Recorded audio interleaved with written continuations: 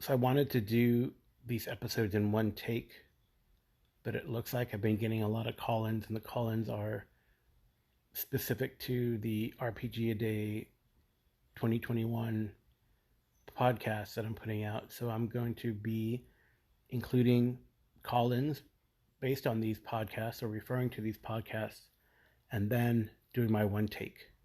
So I guess it's a change. We have to adapt. And here we go. Hey, Carl, that was an awesome reading of that dude's, I don't remember his name, but his talk on spears versus swords. I more or less agree with him, except the fact that he missed the one most important aspect of swords that make them better than spears. And this is, like I said, the most important aspect. Swords just look cooler. Peace out. Hey Carl, Jason here. Just caught up to day 4 RPG a Day weapons. I think that Riddle of Steel using the Harn Master world and the Harn Master maps would be wonderful. The Harn maps are great, without a doubt, but I definitely prefer Riddle of Steel to the Harn mechanics. As far as tactics go, your better half is right. Kasha did what she felt was best, and just letting those 6 run off and be a problem could have been a huge problem. So by eliminating that, it eliminates the fact that anybody knew we were there. So I kind of fall down with Kasha here. Sam may or may not. He probably would have just left the area. But, as a player, obviously you need to kill everybody you meet and take their stuff. That's just the way you're supposed to play RPGs, right? Actually, in this case, you could argue the sensibility of making all the noise of all the gunfire, especially once we started opening that 50 cal. Anybody within a few miles heard that. So hopefully our party ends up moving pretty quickly. But that said, maybe we need to get some suppressors or, invest some crossbows and some other quieter weapons. But it did make sense for them not to know we were there, because they were definitely a threat to us, especially since we already suspected they're cannibals and all that kind of thing. As far as weapons go, yeah, they're games. They're not going to really model things realistically. And there are arguments. A great sword is definitely, a ton of skill. The other thing with spears compared to swords are, it's a lot faster for somebody to be trained up to basic effectiveness with a spear. Not to be a master, but just basic use. It's easier to train them on a spear than a sword. I look forward to more entries in your RPG a Day series. I'll probably only listen to maybe twice a week and give you batches of call-ins due to my schedule. I really don't have time to listen to them on work days, but when I have a day off, I'll try to binge them. But keep up the great work. Glad you're out there doing this, and I look forward to game with you soon. 1, 2, 3, 4, 5, 6.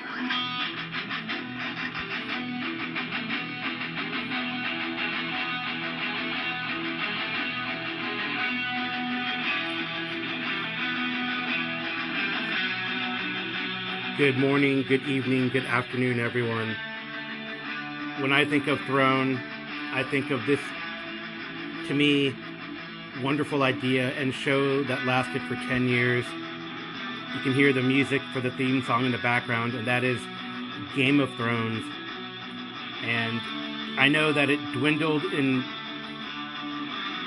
quality in the last few seasons, but I think for a lot of people, bringing a fantasy series with that production value and that verve and that popularity to the mainstream was great for a lot of us, honestly, nerds of the genre. And I love this particular theme. I'll put it in the show notes about what it's about and who's doing it. But it is a riff off the original theme with the performance of Tom Morello, Scott Ian, Nudo Betancourt, Brad Paisley, and the composer, Ramin Djawadi, all on new single collection guitars from the Fender Custom Shop. It's a pretty amazing video, and they all start jamming like you can hear, and yeah, it's pretty cool. And I'm going to stop that, and you can listen to it in its entirety and continue to talk about Game of Thrones. It does have its controversy, as you know. George Martin and all his proclivities and quirks, especially in the writing.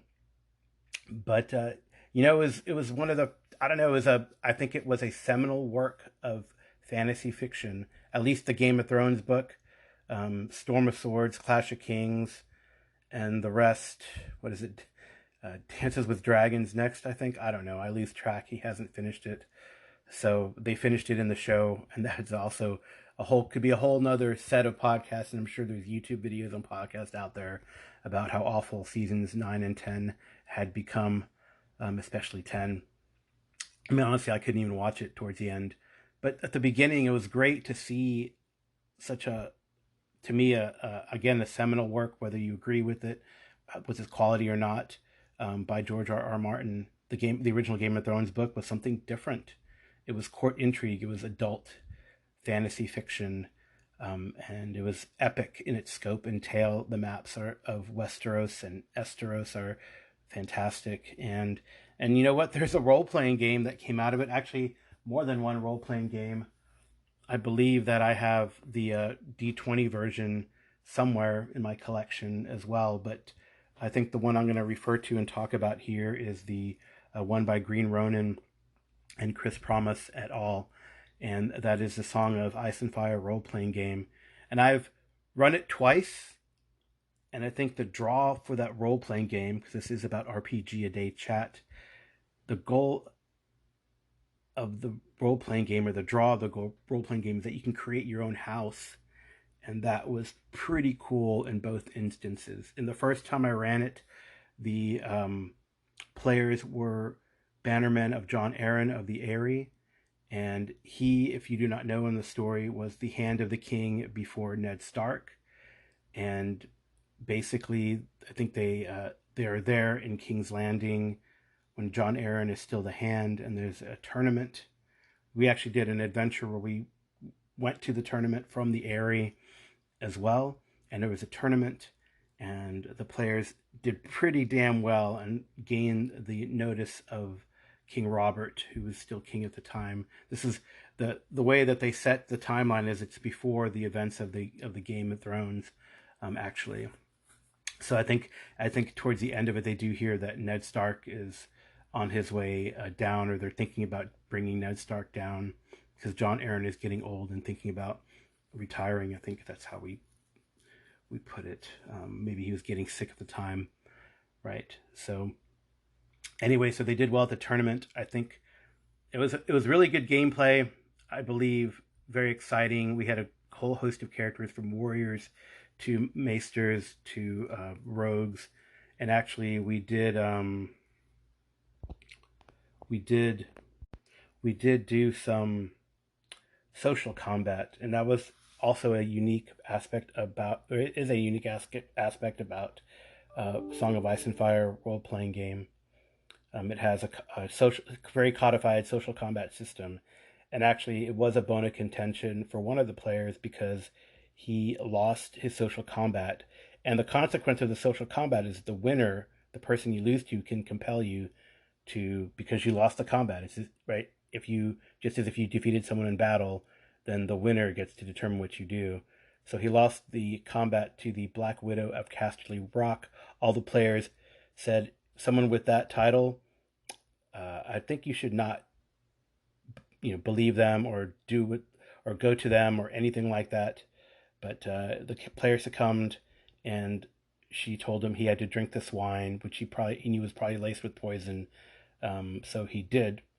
All the other players were in agreement that this is what would happen, but that player left because he didn't like the consequences of the social combat. And that in and of itself could have some controversy because you don't want to compel players necessarily to do things, but they know that they should know, and they do know the consequences of their failure in social combat. Really it's like you're persuading someone or telling them to do extremes, telling them to change their actions. And really the Black Widow was trying to get this man to commit crimes for her, and he had started to, but then he said there's a point where he could not go further in those crimes, and she said, well, you have two choices then. And then we did the social combat. You either don't do it or you drink this poison wine. So he took the poison wine, which I guess still gives him a choice, instead of betraying his fellows and his countrymen, etc. So gaining the notice of the king gained these players some more tasks. So John Aaron had them go and take care of some conflict to the west. I think this was during the rebellion of the Pike family, shortly before the Great Civil War that's talked about in the books. So we had some really cool fights, and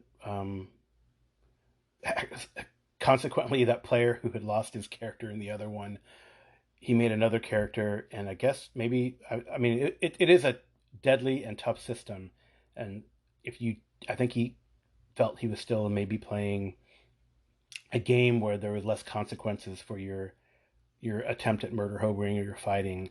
It was especially deadly. They had a very, I would say, realistic deadly mechanic that if you were ganged up upon, you're in real big trouble. And even the character known as the Wall almost succumbed to being attacked by multiple raiders in the Pike Lands. So it was really good. We didn't continue after that conflict there, and it would have been neat to see what happened, when the big Civil War started happening with these characters. So